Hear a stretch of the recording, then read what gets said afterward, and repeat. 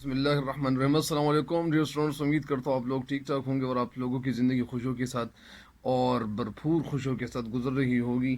तो आज ये इसका आगाज़ करता हूँ ये 11वीं जमात के लिए ये जो किताब है उर्दू की, तो इससे आगाज़ करते हैं आज। और क्योंकि इन अशआर की तशरीह की ज़रूरत थी ताकि आप इससे भरपूर इस्तेफ़ादा करें, इन्हें फ़ायदा उठाएं। तो इस वजह से इस तरफ भी कुछ ना कुछ बढ़ना चाहिए और इस तरफ भी तवज्जो अपनी मबज़ूल करानी चाहिए।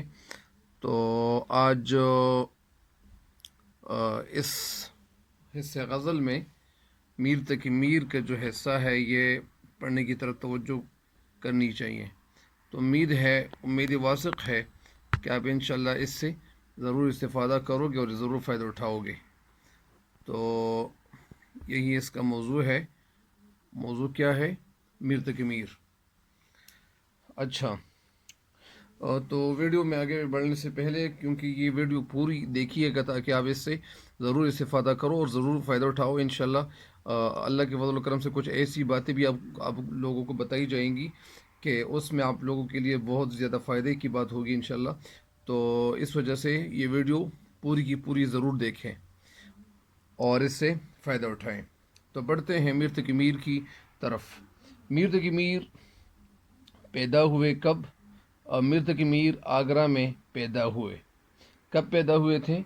1723 ईस्वी में। 1721 या 1723 ईस्वी में पैदा हुए थे और वफ़ात इनकी 1810 ईस्वी में हुई थी। तो मीर तकी मीर आगरा अकबराबाद आगरा में पैदा हुए।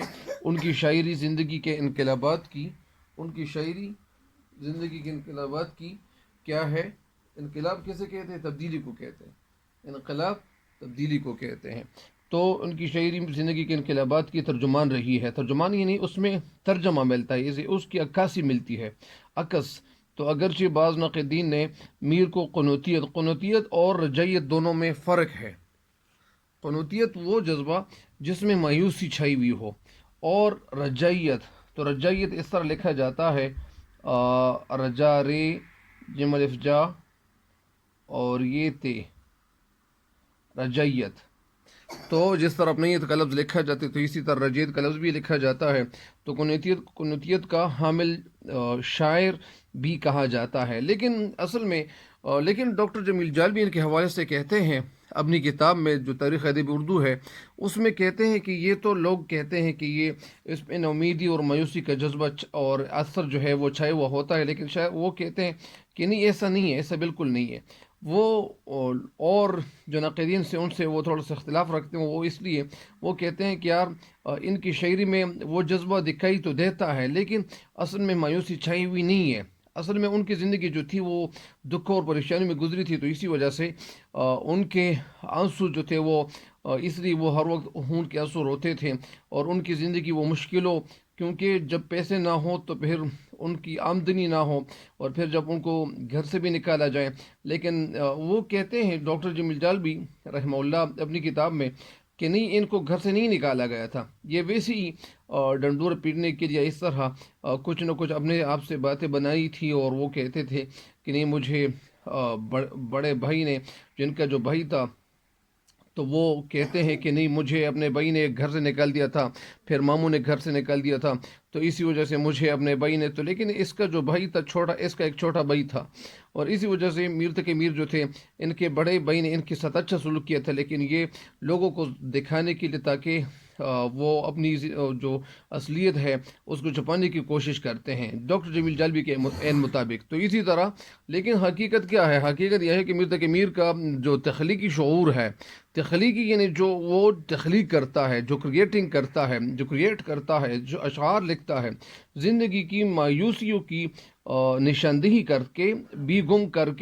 कर देने वाला, यानी यासीर मायूसी की मंजिल से न सिर्फ फासले पर रहता है, फासले यानी थोड़ा सा दूर रहता है, यानी मायूसी से थोड़ा सा दूर रहता है, किनारे पर रहता है, बल्कि ज़ेर सतह एक निशातिया एहसास, निशातिया मसरूर कुन, जिसमें खुशी हो, जिसमें सुरूर हो, जिसमें खुशी हो, शांति हो, दिल को, एहसास को जगाने کا باعث بھی بنتا رہتا ہے۔ باعث یعنی کی وجہ، سبب بنتا رہتا ہے کہ میر کی شاعرانہ عظمت بلندی، اونچائی کا اعتراف مین مان لینا، اقرار کرنا، تسلیم کرنا، نہ صرف ان کے معاصرین ایک ہی دور میں رہنے والے شاعر لوگ معاصرین نے کیا ہے، یعنی وہ ان کی تعریف کرتے دکھائی دیتے ہیں، بلکہ اب تک کے تمام مستند جو ناقدین ہیں، جو مستند یعنی جو مستند ہے، جو دلیل سے باثابت کرتے ہیں، جو اعلیٰ لوگ ہیں، تو مستند ناقدین اور غزل کے معتبر اعتبار قابل اعتبار شعراء نے میر کے کلام کی ہمگیریت جس میں کئی رخ ہوں، جس میں زندگی کے کئی پہلو بیان کیے گئے ہوں، اس کو ہمگیریت کہتے ہیں، جس کو انگلش میں یونیورسل کہتے ہیں۔ تو ہما کے معنی کئی، گیریت یعنی جس کے کئی رخ ہوں، تو نشتریت جس میں چھبن ہو، یعنی کیا ہو، یعنی ایک شاعری کا وہ انداز جس میں نثر کی چھبن ہو، یعنی درد محسوس ہو، اور افادیت کو کھلے دل سے تسلیم کرے۔ افادیت فائدے کو کہتے ہیں، کو کھلے دل سے تسلیم کیا ہے، تسلیم کیا مان لیا ہے، یعنی ان کو جو مستند ناقدین ہے، وہ ان کی جو شاعری ہے، تو شاعری کو کھلے دل سے مطلب یعنی تسلیم کرتے ہیں کہ ان کی شاعری ایسی تھی کہ بہت خوبصورت شاعری تھی، اور ان کی شاعری میں درد ہی پایا جاتا ہے۔ غالب اور بہت سارے شعراء نے کوشش کی کہ ان کی طرح شاعری کر لیں، لیکن کوئی بھی ان کی طرح شعر لکھنے میں کامیاب نہیں ہوا۔ غالب جیسے یگان ازگار جو ہے شاعر نے بھی کچھ اس طرح کہا ہے کہ ریختہ کہ تم ہی استاد نہیں ہو غالب، کہتے ہیں اگلے زمانے میں کوئی میر بھی تھا۔ تو ریختہ یہ پرانے دور میں یہ ایک طرح کی اردو ہی کہی جاتی تھی، اور اس کو یہ پرانی دور میں جو اردو تھی تو اس کو بھی ریختہ کہتے ہیں۔ تو اسی طرح تم ہی استاد نہیں ہو غالب، یعنی پڑھی ہوئی، ریختہ کے معنی پڑھی ہوئی یا گری ہوئی یا پڑھی ہوئی چیز یا منتشر چیز کو بھی کہتے ہیں۔ ریختہ کہ تم ہی استاد نہیں ہو غالب، لیکن یہاں پہ اردو کی طرف اشارہ کیا جاتا ہے، کہتے ہیں اگلے زمانے میں کوئی میر بھی تھا، یعنی میر کو غالب بھی ایک بڑے شاعر کے طور پر مانتے ہیں اور تسلیم کرتے ہیں اور اقرار کرتے ہیں۔ تو اسی وجہ سے، کیونکہ غالب جو تھے وہ تو ہر کسی کی تعریف نہیں کرتے تھے، لیکن وہ کم لوگوں کی ہی تعریف کرتے تھے، جن کی شاعری میں کچھ نہ کچھ جذبہ موجود ہوتا تھا، تو ان لوگوں کی شاعری کو پھر کیا کرتے تھے، یعنی ان کی تعریف کرتے تھے۔ آگے بڑھتے ہیں۔ اچھا، تو اسی طرح میر کو خدائے سخن کے نام سے بھی یاد کیا جاتا ہے۔ خدائے سخن یعنی خدائے سخن یعنی سخن کے معنی تو قول ہے، باتیں ہیں، لیکن یہاں پہ خدائے سخن کے نام سے بھی یاد کیا جاتا ہے۔ میر کا اسلوبی بیان سادہ اور سلیس ہونے کے باوجود ندرت اور انفرادیت کا حامل ہے، یعنی ان کا جو بیان تھا وہ سادہ اور سلیس بھی تھا، اور ان میں ایک انفرادیت یعنی انڈیویجولیٹی ان کے اندر موجود تھی۔ ان کے کلام میں روزمرہ اور محاورے کا جو التزام یعنی اس کا لحاظ رکھنا بخوبی موجود ہے۔ ان کے عہد میں یعنی ان کے دور میں اردو شاعری کے زیرین عہد سے تعبیر کیا جاتا ہے۔ انہوں نے اردو ادب کو یعنی 6 ضخیم مجموعے ہائے کلام دیے، اور انہوں نے جو اردو ادب میں جو شاعری کی تو یہ 6 دیوان انہوں نے لکھ دیے تھے، جن کی قدر و قیمت یعنی جو اعلیٰ پائے کی دیوان لکھنا وقت گزرنے کے ساتھ ساتھ بڑھتی چلی جا رہی ہے۔ گویا میر تقی میر کا دعویٰ بالکل درست ثابت ہوا ہے، یعنی یہ انہوں نے جو دعویٰ کیا تھا، اور دعویٰ اس لیے کیا تھا کہ وہ لوگ یا اسی طرح وہ شاعر جب وہ شاعری کرتے ہیں اور ان کی شاعری بھی اعلیٰ پائی کی ہو، جن کی شاعری بھی بہت خوبصورت ہو، جن کی شاعری میں درد بھی پایا جاتا ہو، اور جن کی شاعری ایسی شاعری ہو کہ وہ کیا ہو، یعنی عالمگیر ہو، اور اسی طرح ہمگیر ہو، جس میں کئی جہد ہو، جس میں کئی طرف ہو، جس میں ہمگیریت ہو، تو اس لیے انہوں نے جو دعویٰ کیا تھا تو یہ صحیح کیا ہوا تھا۔ سارے عالم پر ہوں میں چھایا ہوا، یعنی اپنے بارے میں کہنا یہ چاہتے ہیں کہ سارے عالم پر یعنی ساری دنیا پہ، دنیا کا مطلب سارے شاعر بھی ہو سکتے ہیں، یعنی ساری دنیا میں جو شاعر ہے میں ان پہ چھایا ہوا ہوں، مطلب اس کا یہ ہے کہ میری شاعری جو ہے ان سے برتر ہے، بلند ہے، مستند ہے میرا فرمایا ہوں، مستند یعنی دلیل کے مطابق ہے اور قابل اعتبار ہے، یعنی میں جو بھی شاعری کرتا ہوں تو اس میں یعنی وہ کانفیڈینشیل شاعری ہے، اور اس میں جو جذبہ میں بیان کرتا ہوں، جو کچھ کہتا ہوں، تو یہ بڑی خوبصورت انداز میں اس کو بیان کرتا ہوں۔ تو یہ تو تھا ان کے حوالے سے کچھ نہ کچھ اظہار خیال، اور ابھی ان کی تشریح کی طرف بڑھتے ہیں کہ ان کی شاعری کیا ہے، اور اشعار کی تشریح کیا ہے، اور کیسی ہونی چاہیے۔ تو اشعار کی تشریح کی طرف بڑھتے ہیں تاکہ آپ کو صحیح سمجھ آ جائے کہ یہ کہنا کیا چاہتے ہیں۔ تو یہ آغاز کرتا ہوں اللہ کے فضل و کرم سے، اللہ کے باربرکت نام سے۔ کیا ہے؟ فقیرانہ آئے صدا کر چلے، فقیرانہ یعنی فقیروں کی طرح، آئے صدا کر چلے۔ صدا کے معنی کیا ہے؟ آواز۔ صدا کے معنی آواز، اور اگر یہ سین کے ساتھ ہو تو پھر اس کے معنی پھر کیا بن جاتے ہیں؟ وہ ہمیشہ۔ صدا کے معنی یہاں پہ آواز، کر چلے یعنی آواز دی۔ فقیرانہ آئے، فقیر ہوں کی طرح میں آیا، صدا کر چلے میں نے صدا لگائی، میں نے آواز بلند کی۔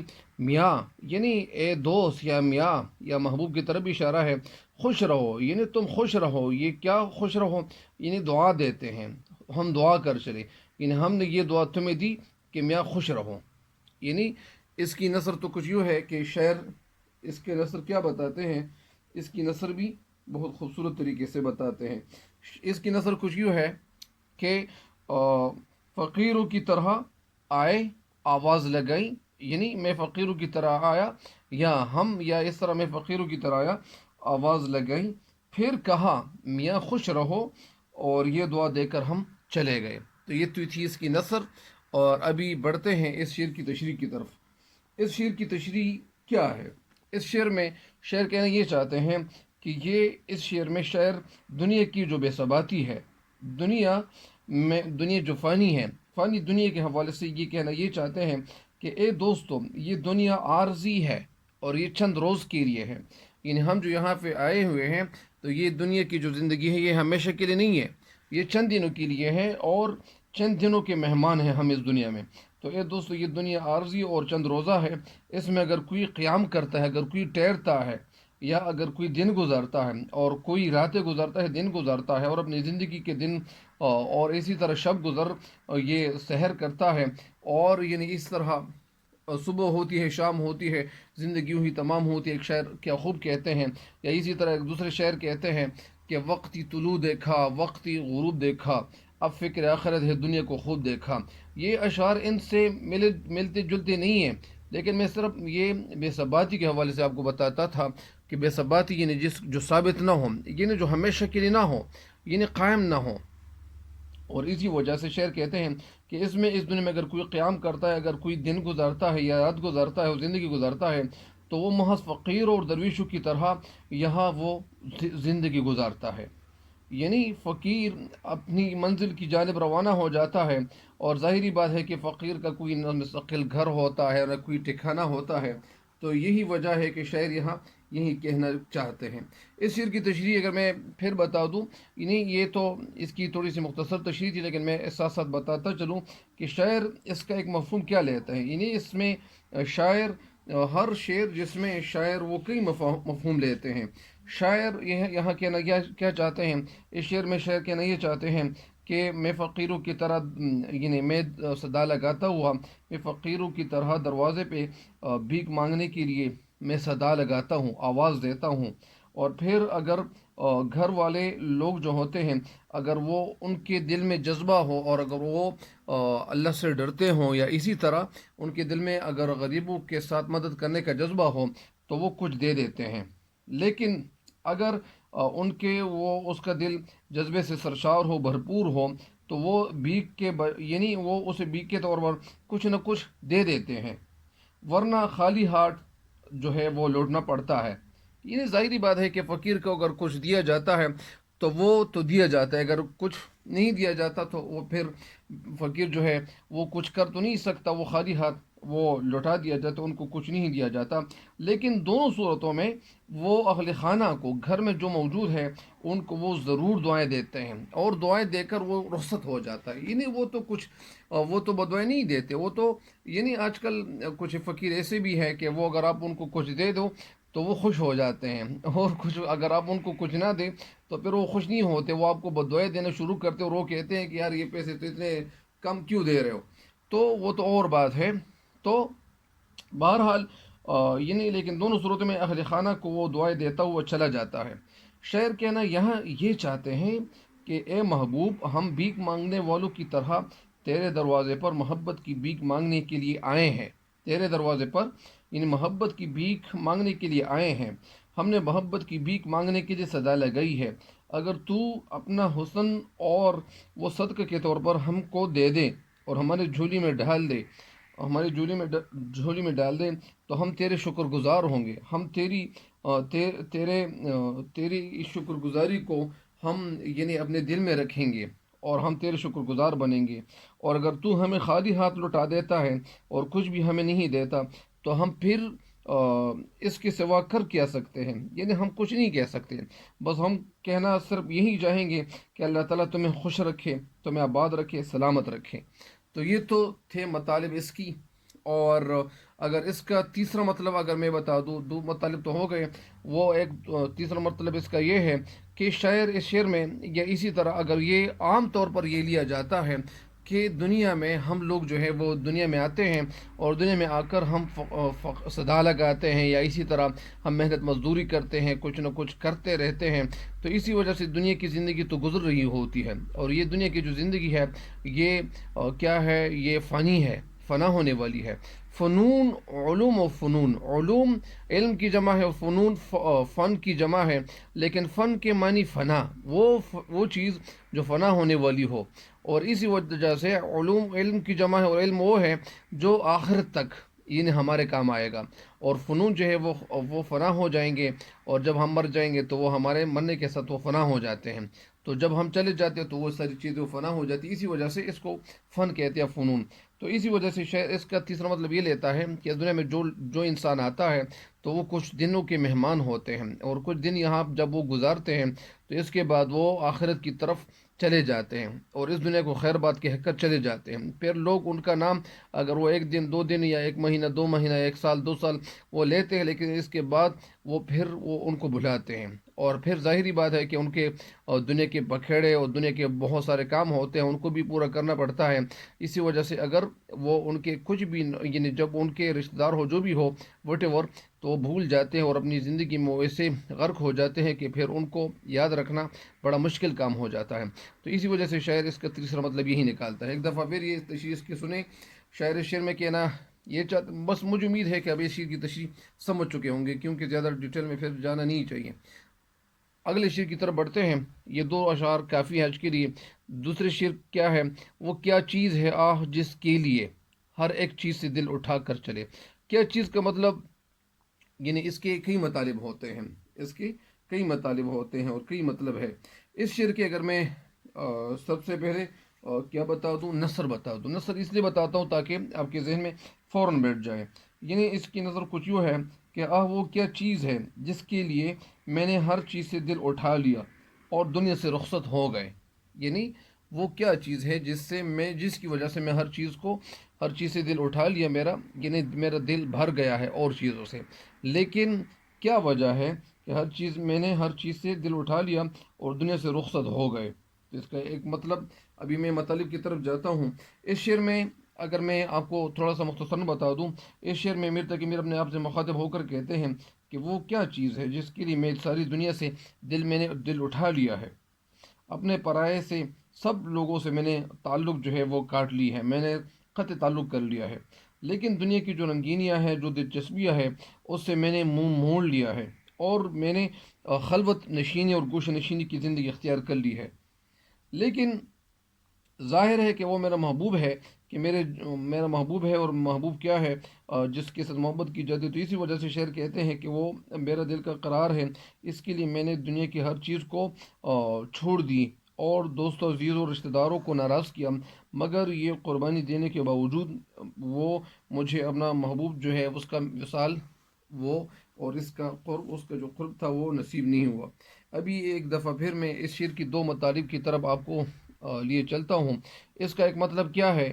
وہ کیا چیز ہے جس کے لیے ہر ایک چیز سے دل اٹھا کر چلے. دل اٹھا لینا یعنی دل بھر جانا۔ اس شعر کے دو مفہوم ہیں۔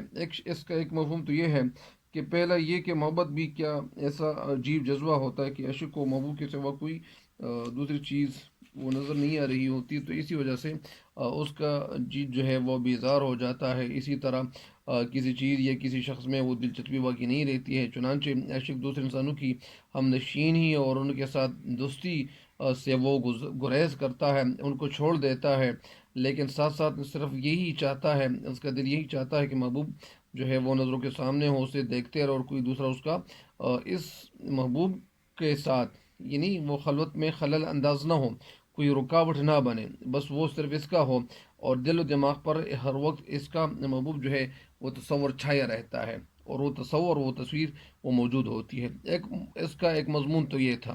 دوسرا مضمون اگر میں آپ کو بتا دوں وہ یہ ہے کہ ہر انسان جو اس دنیا میں وہ آیا ہوا ہے تو وہ کچھ نہ کچھ علم ضرور رکھتا ہے، کہ جو شخص بھی اس دنیا میں آیا ہوا ہوتا ہے تو وہ اس دنیا میں ہمیشہ نہیں رہے گا، وہ اس دنیا کو چھوڑ کے ضرور جائے گا۔